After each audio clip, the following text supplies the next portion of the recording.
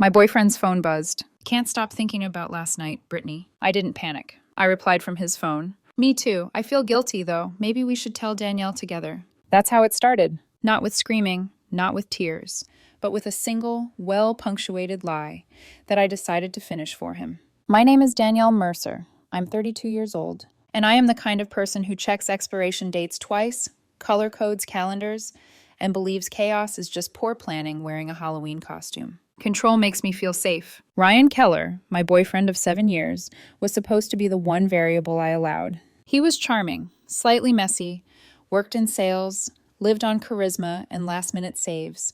I handled structure. He handled sparkle. That was the deal. We owned a neat 2-story colonial in a suburb engineered to scream financial responsibility. Joint savings, sensible cars, a future we talked about like it was already on layaway. It was Tuesday. Taco Tuesday, because Ryan loved routines, as long as someone else built them. He was in the shower. I was scraping leftover ground beef into Tupperware. His phone buzzed on the kitchen island. I normally don't touch his phone. I believe if you have to snoop, the relationship is already on life support. But the screen lit up right next to the salsa bowl. Brittany Cole, client. Do not delete. Can't stop thinking about last night. My brain stalled. Why does a client send heart emojis? Why is she thinking about last night? Ryan told me he'd been at a networking dinner with regional reps. I set down the spatula, wiped my hands slowly, walked to the phone like I was approaching a wild animal. Ryan's passcode was the last 4 digits of his social security number. Romantic, right? I opened the thread. 3 months. Photos in his car, my car, the Audi he borrowed while his was in the shop, hotel room selfies, explicit messages, inside jokes, and Brittany referring to me as her. Capital H. The obstacle, the inconvenience, the villain in their discount rom-com. Adrenaline hit, but not panic. Clarity. Cold, sharp, precise. I could have stormed upstairs, thrown the phone at his head, packed a bag. But emotional reactions are expensive. Leverage is priceless. The typing bubble appeared again. Hey, Marky. I almost gagged. I inhaled, exhaled. Then I became him. Me too, I hate lying to her. Pause. Don't be a baby. She doesn't appreciate you like I do. I typed. You're right, it's time. Let's tell Danielle together. The bubbles vanished, reappeared, vanished again. Panic. What? No, you said after bonus season. You said she'd take your money. So that's the timeline. I typed. No more lying, I'm putting her on the phone. Her response came instantly. Stop. Don't, please. Then my phone rang. Brittany calling. I didn't answer. Instead, I moved quickly. Face ID off. Passcode changed. To our anniversary date. He never remembered it anyway. Screenshots. Email to myself. Delete sent messages. Archive the thread. The shower shut off upstairs. Babe, did you see my towel? The phone rang again. This time I answered. Speaker on. I walked toward the bathroom. Mark? Brittany's voice was high and breathless. Why would you text that? You can't tell her. You said we were waiting until bonus season so she couldn't take your money. Ryan stepped out of the bathroom in a towel, water dripping down his chest. He saw the phone in my hand. He saw my face. He stopped breathing. Hi, Brittany, I said pleasantly. Ryan's a little tied up right now. He's wearing a towel, but he's here. Did you want to repeat the bonus season part? Silence. Dead, suffocating silence. Then the call disconnected. Ryan stared at me like I'd just pulled a gun. I can explain. I'm sure you can, I said calmly. You have 10 minutes to pack a bag. Danielle, 10 minutes. If you try to take the PlayStation, I'm calling your mother. He didn't move. 9 minutes. He scrambled. I walked downstairs, opened the bottle of Cabernet we were saving for our anniversary, and poured a glass. Then I opened my banking app. Transfer. Exactly 50% of our joint savings, down to the cent, into my personal account. Removed him from my credit card. Changed the password on our shared email. 7 minutes later, he came downstairs holding a duffel bag and the expression of a man who had just discovered gravity. Babe, please, it didn't mean anything. It meant $14,000 and a hotel loyalty membership, I replied, sipping wine. Key. He hesitated. Where am I supposed to go? Brittany seems invested. He dropped the key in my hand. I'll be speaking to a lawyer tomorrow, I said. Do not come back without legal notice. If you try to enter, the alarm alerts the police automatically. You're enjoying this, he whispered. I'm executing a plan, I said. There's a difference. I closed the door, locked it, set the alarm. And only then, I cried. Exactly 14 minutes. Then I washed my face, applied night cream, and slept in the center of the bed. Alone. For the first time in 7 years. 5 days after Taco Tuesday, the house didn't feel empty. It felt alert, like the walls had developed ears. Like every creak of the staircase was a question I didn't want to answer yet. If you're imagining Ryan leaving quietly, ashamed, reflective, suddenly transformed into a man with emotional depth, you've never dated a guy who's been coasting on charm and plausible deniability his whole adult life. Men like Ryan don't collapse gracefully. They escalate. They bargain. They rewrite reality until it flatters them again. And watching him do it in real time was almost educational. Almost. The morning after I locked him out, I didn't light sage. I didn't call my friends. I didn't post a cryptic quote on social media. I called a lawyer. His name was Mr. Halpern, a divorce attorney with a voice like gravel ground into metal. He charged $450 an hour, and the first thing he said after flipping through my neatly printed screenshots, color stapled, indexed, and labeled like evidence in a true crime documentary, was, "We have a problem." I sat forward. "The affair?" He shook his head. "Not legally." My stomach tightened. I hated that. I hated that the truth didn't automatically translate into consequences. "We're in a no-fault state," Halpern said. "Infidelity matters to your healing. It matters emotionally. But the court doesn't award you extra assets just because he's a liar with a roaming ego." I stared at the table. My hands were still. My nails were still perfect. "So what does matter?" I asked. He tapped one page, Brittany's message about bonus season, and the casual mention of hotel stays, gifts, business dinners. "Money," he said. "If we can prove he used marital funds, or joint funds, on the affair, that's called dissipation of assets." I exhaled slowly. "Dissipation," I repeated, tasting the word like it was a weapon. Halpern nodded once. "We need the trail." That night I didn't cry. I became a forensic accountant. I pulled every statement from the last year. Credit cards, bank transactions, Venmo, PayPal, Uber receipts, hotel confirmations, reimbursement deposits, anything that could form a pattern. And there it was. Not dramatic at first, no giant red flag waving. Just a drip. A $312 charge at a sushi place Ryan called Client Dinner. A $180 Uber on a night he claimed he crashed at Jared's. A $960 hotel in Napa that showed up as conference lodging. A jewelry store charge that made my stomach go cold. Then another. And another. By 2:13 a.m., my spreadsheet had a total. $14,500 in 6 months. $14,500 of our joint life, rerouted into Brittany Cole's wrists, hair, hotel rooms, and ego. I stared at the number until it stopped feeling like math and started feeling like betrayal with a price tag. The next morning, Ryan texted like he had a right to be irritated. "Ryan, I need my suits. I have a meeting." I didn't respond with emotion. I responded with logistics. "Me. They're in a garbage bag on the porch. It's raining. Suggest you hurry." 3 dots. Then, Ryan. "You can't lock me out of my own house. I talked to a buddy who's a cop. It's a legal eviction." I smiled without humor. I opened my security app. There he was on camera, 5 days ago, walking out of the house with a duffel bag, head down, not dragged, not forced, not kidnapped. Voluntary. I texted back. "Me. You left voluntarily. I have ring footage. Also, contact Mr. Halpern for any further communication." He didn't like that. Men like Ryan hate when the conversation stops being emotional. They prefer chaos because chaos gives them room to improvise. Lawyers don't. He tried again. "Ryan, you're being petty.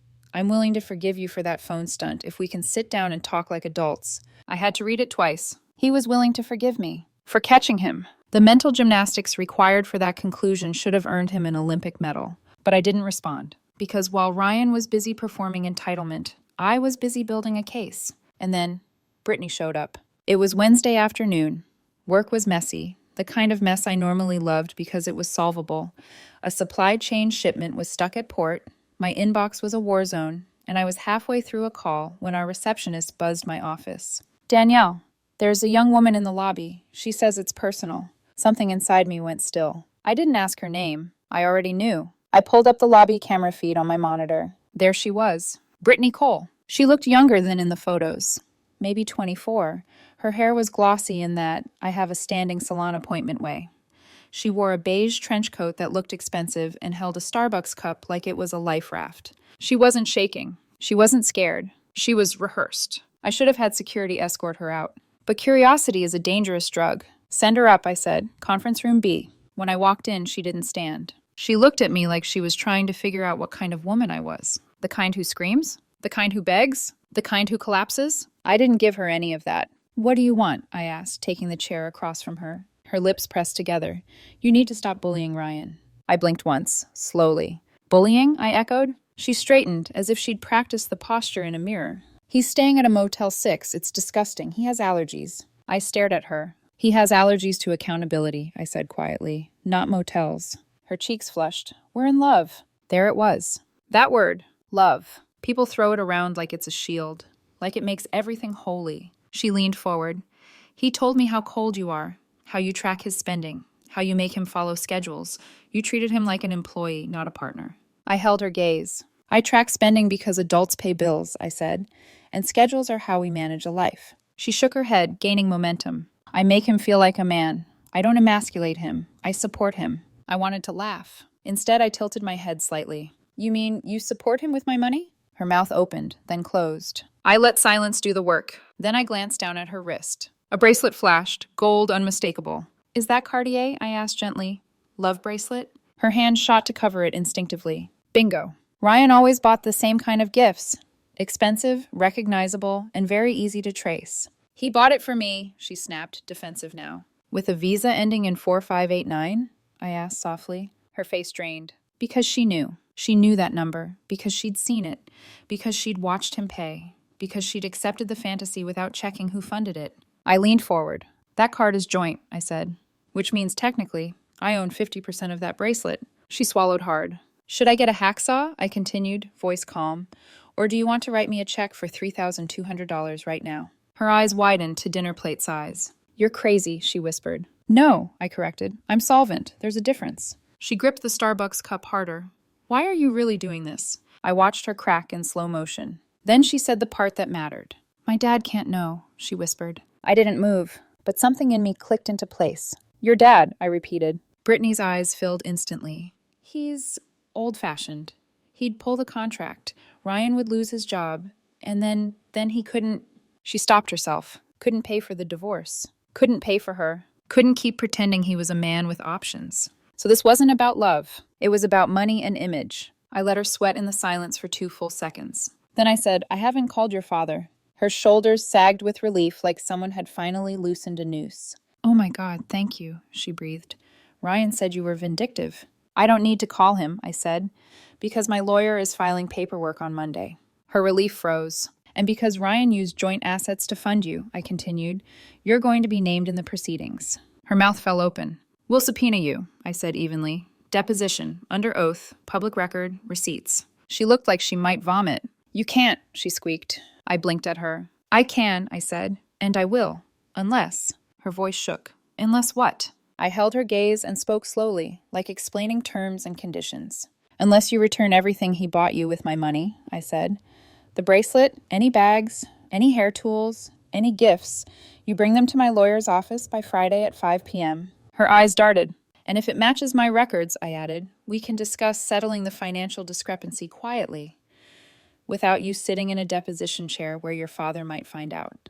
She stood up so fast her chair screeched. She looked at me like I'd just destroyed her life. I hate you, she hissed. I checked my watch. Get in line, I said. You have 48 hours. She stormed out. The moment the door shut, I exhaled. Not relief. Not guilt. Just focus. I went back to my desk and called Mr. Halpern. She came, I said. He made a sound that might have been satisfaction. And? She took the bait.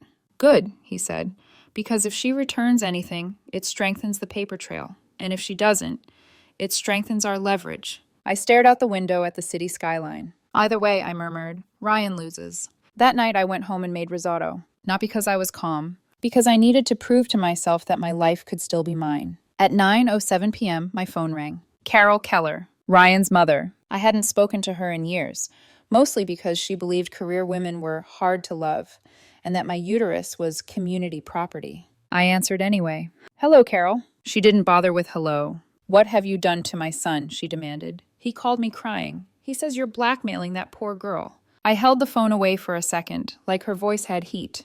I'm reclaiming stolen property, I said evenly. It's just money, she snapped. Marriage is forgiveness. Men make mistakes. Men have needs. My temple throbbed. And if you were more attentive, she continued, voice dripping with accusation, maybe he wouldn't have wandered. I went very still. He cheated for 6 months, I said quietly, with a client's daughter. Carol scoffed like I'd said something small. So did my husband, she shot back, and I stayed. Low blow, because she didn't know that my own father had cheated too. And my mother had stayed. And I watched that choice rot her from the inside out, slowly, politely, and permanently. I am not my mother, I said. Carol's voice sharpened.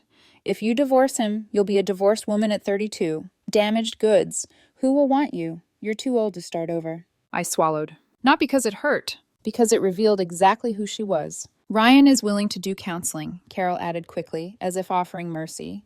He's willing to take you back. I laughed once, cold, quiet.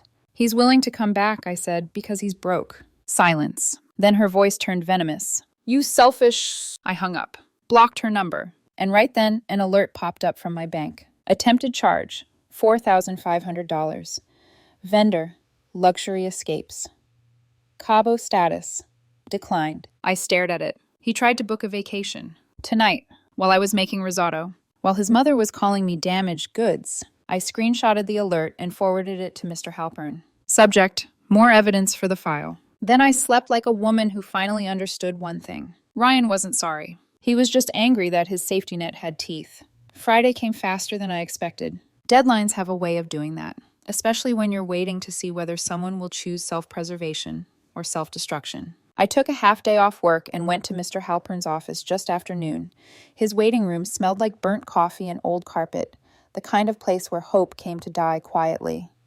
I sat there flipping through a magazine from 2019, not really reading, just listening to the tick of the wall clock like it was counting down to something important. 4:45, 4:50, 4:55. At exactly 4:56 p.m., the glass door opened. Brittany walked in. She didn't look like the girl from Wednesday. No trench coat, no styled hair, no polished confidence. She was wearing gray sweatpants, oversized sunglasses, and a hoodie that swallowed her frame. In her hand was a large Target shopping bag, stretched at the seams. She didn't look at me. She marched straight to the receptionist's desk and dropped the bag with a heavy thud. Here, she said flatly. That's everything. I didn't move. I didn't gloat. I let the process unfold. Greta, Halpern's paralegal, a woman with steel gray hair and the calm authority of someone who's seen every version of human stupidity, opened the bag. First, the Cartier box. She opened it. The bracelet gleamed under fluorescent lights. Then the Dyson Airwrap. Then a designer clutch I hadn't even known about. Greta raised an eyebrow at me. Nice catch, she murmured. Forensic accounting had become my love language. Is this all? Greta asked Brittany without looking up. Yes, Brittany snapped. Now leave me alone. Greta nodded. We'll inventory it against our records. If anything's missing, you'll hear from us. That was when Brittany finally turned to me. She pulled off her sunglasses. Her eyes were swollen. Red. Broken in a way that no amount of under-eye concealer could hide. He broke up with me, she said. I tilted my head slightly. Did he? Her voice cracked. Yesterday, the second I told him I had to give the stuff back. He screamed at me, said I was ungrateful, said I embarrassed him, said I let you win. I felt nothing. No triumph. No satisfaction. Just confirmation. He called me a liability, she whispered. I nodded once. That tracks. She looked at me like she was seeing me clearly for the first time. I thought he loved me. No, I said gently. He loved how you made him feel. There's a difference. Her shoulders slumped. And my dad, she added quickly. I didn't tell him, I swear.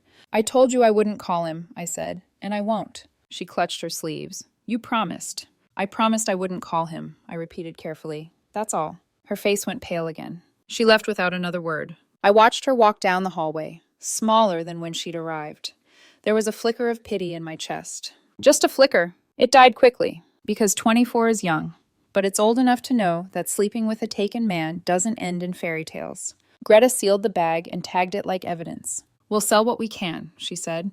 Apply it to your legal fund. Perfect, I replied. When I got home, the house was quiet in a way that finally felt earned. I made myself dinner. Not risotto this time, something simple. At 9:11 p.m., my phone rang again. A number I hadn't blocked yet. Carol Keller. I almost didn't answer. But avoidance doesn't kill entitlement. Exposure does. Hello, Carol. She didn't waste time. How dare you, she snapped. That girl came home sobbing. You humiliated her. I protected myself, I said evenly. You're vindictive, she hissed. You always were. Cold, calculating. You emasculated my son. I closed my eyes briefly. Your son emasculated himself, I said. I just stopped covering for him. You think you've won? She scoffed. You think this makes you powerful? I didn't answer. Because power doesn't need applause. She continued, spiraling now. Ryan is devastated. He can't eat. He can't sleep. And you're sitting in that house like a queen. He tried to book a vacation tonight, I said calmly, on a frozen credit card. Silence. Then fury. You're destroying him. No, I corrected. I stopped subsidizing him. She inhaled sharply. If you go through with this divorce. I am going through with it. You'll regret it, she snapped. You'll be alone. I smiled to myself. I've been alone for a while, I said. I just didn't notice. She hung up on me. Blocked. That same night I received an email alert. Attempted charge, $2,200. Vendor, Men's Warehouse, Express Tailoring. Status declined. Another screenshot. Another forwarded email. Ryan wasn't fighting for me. He was fighting to maintain the illusion that nothing had changed. Saturday morning arrived with chaos. I was halfway through my coffee when the doorbell rang. Not a polite ring. An attack. I checked the camera. Ryan, Carol, and a locksmith. My stomach didn't drop. It sharpened. I walked to the door but didn't open it. I activated the intercom. Ryan, I said calmly, you are trespassing. It's my house, he screamed at the camera. He looked bad, unshaven, wild-eyed. My name is on the deed. There is a restraining petition pending, I said. Leave. Carol shoved herself into frame, wearing a fur coat. In May. She's stealing my son's home, she shrieked at the locksmith. Open the door. The locksmith looked deeply uncomfortable. Ma'am, he said, she's inside. This is a civil dispute. Drill it, Ryan snapped. I'll pay you double. I'm not drilling a door with an occupant inside, the locksmith said firmly. He packed his tools. You didn't tell me that. He walked away. Ryan snapped. He grabbed a decorative rock from the garden, a rock I'd painted, and hurled it at the window. Crash. The alarm screamed to life, high-pitched, piercing. Open the door, Ryan roared. I didn't open it. I dialed 911. My ex-boyfriend is breaking into my home, I said steadily. He's smashed a window. I'm afraid for my safety. It took 4 minutes. In those 4 minutes, Ryan tried to climb through the window. Carol cheered him on. Get your TV, she yelled. She can't treat you like this. When the police arrived, Ryan was half inside, half out. They ordered him to stop. He didn't. They yanked him backward onto the lawn. Handcuffs clicked. Carol swung her purse at an officer. She was arrested too. I watched from the kitchen as they were placed into separate squad cars. Ryan looked up at me. You planned this, he screamed. You manipulated me. I lifted my coffee mug. I didn't answer. Some truths don't deserve oxygen. I called Mr. Halpern. Ryan just got arrested, I said. Attempted breaking and entering. His mother assaulted an officer. Halpern chuckled softly. Well, he said, that simplifies things. I looked at the boarded-up window, and for the first time I felt something close to peace. The police left behind silence. Not the heavy kind, the kind that presses on your chest and reminds you you're alone. This silence felt clean, the kind you earn after chaos exhausts itself. I spent the afternoon boarding up the broken window with plywood Ryan had once promised he'd get around to installing properly. I swept the glass into a contractor bag, careful not to cut myself. Blood would have been inconvenient. Paperwork doesn't like blood. By the time the sun dipped low, the house was sealed again. Then my phone buzzed. Unknown number. My stomach tightened. I hadn't given my number to anyone new. Unknown. Hello, Danielle. This is Thomas Cole, Brittany's father. I sat down. Slowly. I hadn't called him. I hadn't threatened him. So how did he get my number? Unknown. Brittany told me everything. She was crying. Said she had to return gifts. I asked why. I waited. I didn't interrupt men like Thomas Cole. Men like him talk themselves into conclusions. Unknown. I'm sorry for my daughter's behavior. She's been cut off financially and sent to live with her aunt in Ohio. I exhaled once. Then came the real message. Unknown. As for Ryan, we're reviewing our accounts. There appear to be discrepancies in his expense reports. We'll be handling that internally. Discrepancies. A professional word for theft. Ryan hadn't just been stealing from me. He'd been double-dipping, charging business expenses to his client while reimbursing himself with joint funds. He stole from both sides. Me. I appreciate you letting me know. I'm sorry it came to this. Thomas Cole. Don't be. You saved me a lot of money in the long run. Good luck with the legal process. I put the phone down. Ryan wasn't just unemployed now. He was exposed. That night, Mr. Halpern called me himself. They're pressing charges, he said. Embezzlement. Fraud. possibly felony level. I closed my eyes. And the restraining order? I asked. Granted, he replied. Effective immediately. He can't come within 500 feet of you or the house. For the first time since Tuesday, I slept without setting an alarm. The divorce wasn't dramatic. Ryan liked to threaten drama. He liked to promise scorched earth and long court battles and emotional devastation. But men facing criminal charges don't bluff well. By the time we sat down for mediation, he looked hollow. His lawyer barely made eye contact. Here's how it shook out. The house, I kept it. I had to buy out his share of the equity, but after deducting the $14,500 in dissipated assets, the window damage, legal fees, and emotional distress, the number dropped to almost nothing. I refinanced in my name. My retirement accounts, untouched. His, liquidated to pay restitution to Thomas Cole's company. Debt, 100% his. Alimony, none. In fact, he technically owed me legal fees. Mr. Halpern framed the judgment and gave it to me as a joke. Better than art, he said. Ryan pled guilty to a lesser charge to avoid prison. Probation, 3 years. He moved into a basement apartment with a Craigslist roommate and took a job at a car rental agency near the airport. The man who once called himself a closer now handed out keys and apologized for scratched bumpers. Carol sent letters, handwritten, calling me a Jezebel, warning me that God would judge me. I returned them unopened. 6 months later, the house doesn't echo anymore. It breathes. I bought new patio furniture, white cushions, because no one spills salsa here now. I sold the luxury items Brittany returned. They brought in about $8,000. I used the money to take a solo trip to Italy. I ate pasta, drank wine, didn't check expiration dates once. And I learned something important. Control is an illusion. You can manage systems, track numbers, optimize routines, but you can't control people. Ryan felt entitled to a life he didn't earn. Brittany felt entitled to a man who wasn't hers. Carol felt entitled to my future. I didn't destroy them. I stopped propping them up. And without me managing the inventory, the business collapsed on its own. My phone buzzed as the sun set. A text from Luca, an architect I met in Florence. Thinking about last night. The pasta was almost as good as the company. I smiled. I agree. Next time I'm cooking. I set the phone down. Justice wasn't loud. It was paperwork, a locked door, and letting people face the consequences of their own choices. And it tastes like vintage Cabernet.